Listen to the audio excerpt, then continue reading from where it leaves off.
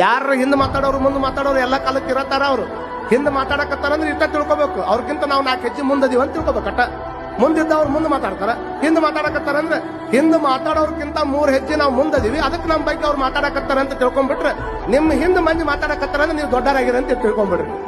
ಯಾಕಂದ್ರೆ ಅವ್ರು ಹಂಗ ಮಾತಾಡ್ತಿರ್ತಾರ. ಮಾತಾಡೋರ್ ಬಗ್ಗೆ ಭಾಳ ತಲೆ ಕೆಡಿಸ್ಕೊಳಕ್ ಹೋಗ್ಬಾರ್ದು. ಭಾಳ ತರ ನೋಡ್ರಿ ನೀವು ಈ ಫುಟ್ಬಾಲ್ ಓದಂಗ್ ಓದಿತಿರ್ತಾರ, ಎಲ್ಲಾರು ಭಾಳ ಮಂದಿ ಅನ್ಕೊಂತಿರ್ತಾರ ಹಂಗೆ.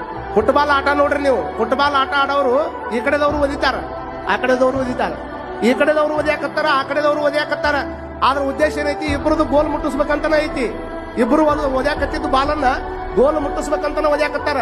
ಮತ್ತೆ ಯಾವ ಫುಟ್ಬಾಲ್ ಹವಾ ತುಂಬಿಕೊಂಡೈತಿ ಅದನ್ನ ಓದಿತಾರ. ಹವಾ ಇಲ್ಲಾರ ಫುಟ್ಬಾಲ್ ಓದ್ಯಾಕ್ ಬರಂಗಿಲ್ಲ. ಇದನ್ನ ತಲೆಯಾಗ ಇಟ್ಕೋಬೇಕು. ಈ ಕಡೆದವ್ರು ಓದ್ಯಾಕತ್ತಿದ್ದು ಗೋಲ್ ಮುಟ್ಟಿಸ್ಬೇಕಂತನ ಓದ್ಯಾಕತ್ತಾರ, ಆ ಕಡೆದವ್ರು ಓದ್ಯಾಕತ್ತಿದ್ದು ಗೋಲ್ ಮುಟ್ಟಿಸ್ಬೇಕಂತನ ಓದ್ಯಾಕತ್ತಾರ. ನಮ್ಮ ಜೀವನದೊಳಗೆ ಯಾರು ನಮ್ಮನ್ನ ಫುಟ್ಬಾಲ್ ಓದಂಗ್ ಓದ್ಯಾಕತ್ತಾರ ಅಂದ್ರೆ ನಮ್ಮನ್ನು ದೊಡ್ಡ ಗೋಲ್ ಮುಟ್ಟಿಸಕ್ಕ ಓದ್ಯಾಕತ್ತಾರ ಅಂತ ತಿಳ್ಕೊಂಡ್ಬಿಟ್ರೆ